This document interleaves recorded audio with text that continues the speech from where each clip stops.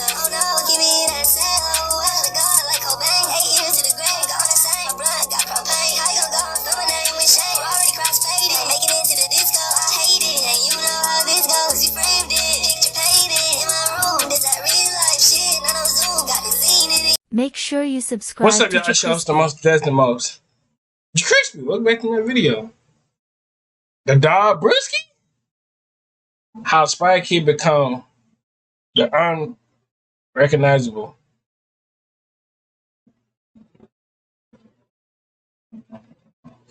Yeah, bro.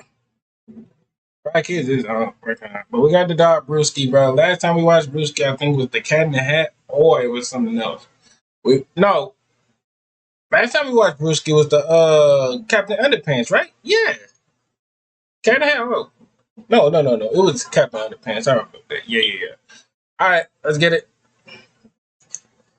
Dog Brewski post again. I noticed I'm late, but hey, we here now.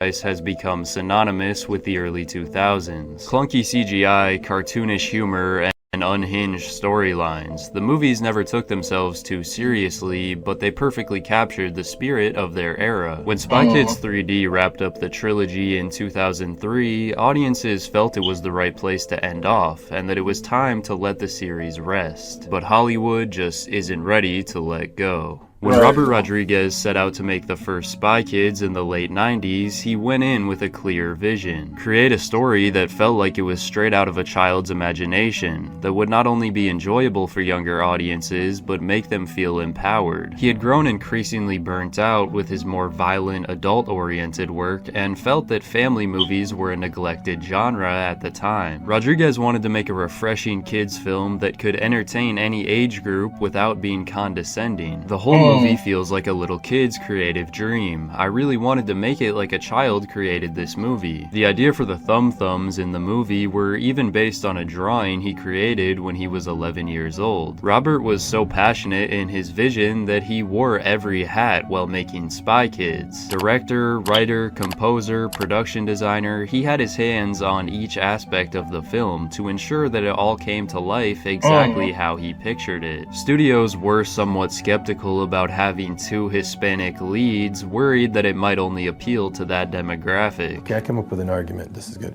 You don't have to be British to enjoy James Bond.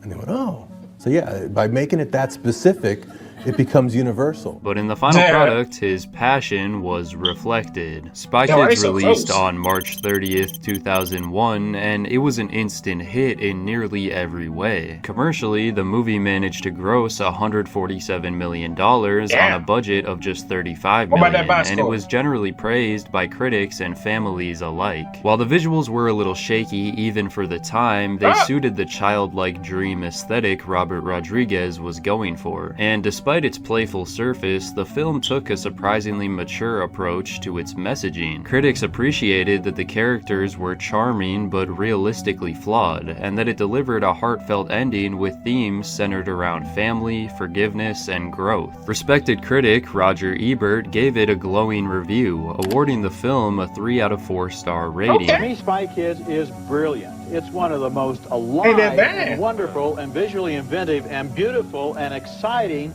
movies I've seen in a long time. It's not too scary for kids. It's certainly not ugly. In fact, it looks great. It wasn't for everyone, but Spy Kids was without a doubt something special, and sequels were only inevitable. Spy Kids 2, The Island of Lost Dreams, which came out the very next year, was another success. In a lot of ways, it stayed true to what worked in the original, but also cranked everything up a notch. More visual effects, larger scale, and more complex themes. Think God stays in heaven because he too lives in fear of what he's created? Some thought the movie relied too much on CGI and green screens, but overall the reception was warm. Most people who saw it felt it was a strong follow-up to the first Spy Kids and wanted to see more. Rodriguez maintained his do-it-yourself production style, which allowed him to keep the budget cheap once again, and he would spend the same amount of money on the next entry 1 year later, which would be his most ambitious film yet. Spy Kids 3D was a major departure departure from the first two movies. Robert abandoned the emotional depth and mature storytelling in favor of a gimmick. He wanted the movie to be a full 3D experience, which meant writing scenes specifically to have objects fly out at the audience. The 3D concept was a fun idea, and not a lot of theatrical releases were doing it at the time, but in practice, it overshadowed the story and left the film feeling hollow. Most of the duration was spent in a video game world, so it was incredibly heavy on visual effects by comparison to 1 and 2. For some younger viewers, it was their favorite in the series, and they simply enjoyed the colorful spectacle. But the general public was somewhat disappointed with its lack of substance and an over-reliance on ugly VFX. Still, whether or not people enjoyed the film, I low-key liked it, all three of them. It was like, it's a classic. Sometimes I think you could go back and show your kids this stuff like that. It's not like, all that. But, would I go back and watch it myself? Nah, probably not. But with my kids, yeah.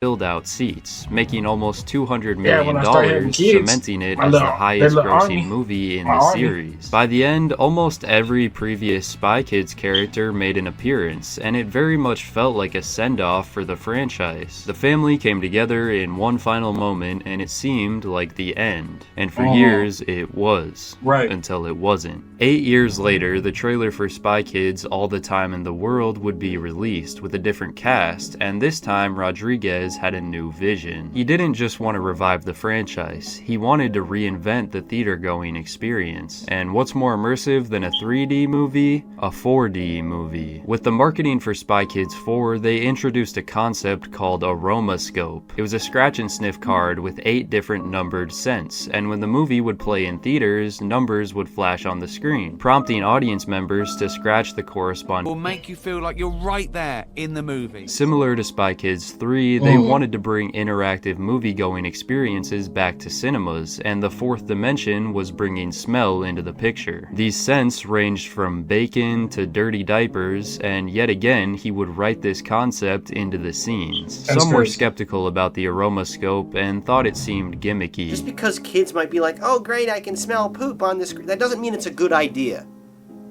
There's not going to be an Oscar for best use of Aromascope next season, and that should be your first clue that you shouldn't have even come up with the idea at all. But when the movie hit theaters on August 19th, 2011, the issues ran much deeper than a scratch and sniff. As audiences around the world watched the film, it became clear that it wasn't just the actors that had changed. For most, All the Time in the World just didn't feel like Spy Kids. It still had cartoonish characters and wonky visuals, but it lacked the charisma, clever jokes, and overall.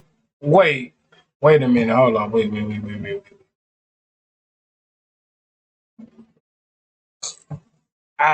Correct me if I'm wrong. This the brother, this the sister? So that's her daughter, that's her son. If I'm putting that right. Why didn't you put them as adults? Spy Kid, The Last Stand. Oh my god, that would have been fucking top tier. Charm of the originals. Because of the Aromascope gimmick, the movie was littered with toilet humor, having more fart jokes than all the other Spy Kids combined. Pull my finger. There were still some good messages present, but most of the heartwarming moments fell flat for general audiences. This use of Aromascope lends nothing to the movie but a stench of desperation. It's a trick designed to liven up a series that's already running close to empty. Now he's back with a like how they milk Smurf. They gonna milk Smurf till they don't see no type of blue. The same as Lion King, same as Toy Story, same as Moana. They gonna milk the fuck out of Moana. Moana is then they're gonna have 5 series. Watch I tell you, bro. They gonna milk the fuck out of these series, bro, till they can't milk them no more, bro. And it's crazy, bro, that they like. Y'all can't run out of new deals. Y'all can't bring new characters. Or y'all can't do nothing, bro. Yeah, it's just sad, bro. And sadly, it's all fart jokes and smart aleck preteens, the stuff that can make taking kids to the pictures a chore. Originally, Rodriguez didn't want any of the original cast to return, but due to studio interference, he had to cram Carmen and Junie into the script, who really didn't serve much of a purpose in the story. They tried to reboot the franchise without building on what made Spy Kids special, and it ultimately felt like a parody of itself. My parents can't be spies. They're not Our stepmother's a spy? Impossible. She's not cool enough. The aromascope was a novel idea, and Robert Rodriguez still had creative control, but the film felt more like a cash grab than a true passion project. It had the worst box office performance, grossing $85 million, and nearly everyone agreed that it was the weakest entry yet. Spy Kids worked in the 2000s, but times had changed, and there just wasn't much of a demand for this kind of movie. Surely, the studio had learned their lesson. Spy Kid.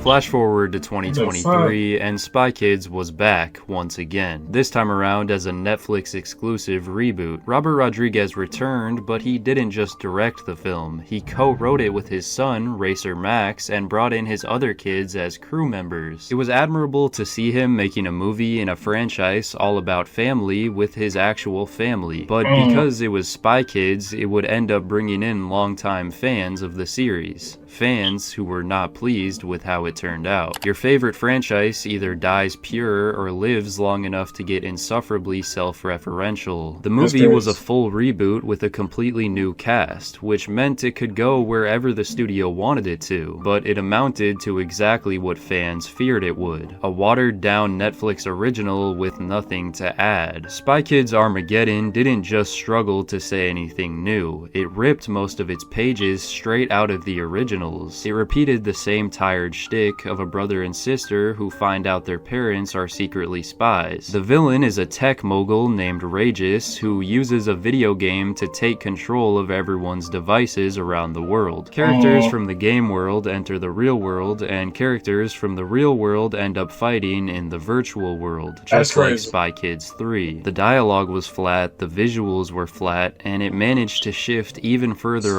Bro, it's like they need to stop doing that stuff, bro. Like, once, like Hollywood, when we gonna learn to stop doing all this, bro, and start making new content, bro?